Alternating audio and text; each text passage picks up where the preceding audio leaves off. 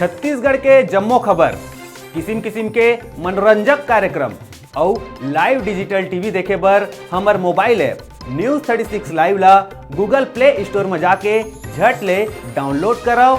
जय जोहार।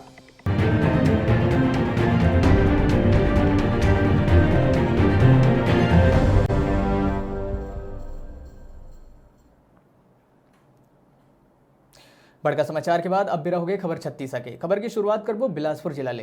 अर्पांचल दिवांगन महिला संगठन कतिले 3 दिवसीय मां परमेश्वरी महोत्सव के आयोजन दिवांगन सामुदायिक भवन साइंस कॉलेज के आगू डबरी पारा में शुरू हुई। आयोजक मन बताइस कि प्राण प्रतिष्ठा के इमा अनेक कार्यक्रम होही। बिहान दिन महाआरती, ओकर बाद विशाल रैली भी निकलही, जेकर बाद विशाल भंडारा के आयोजन इमा करे जाही।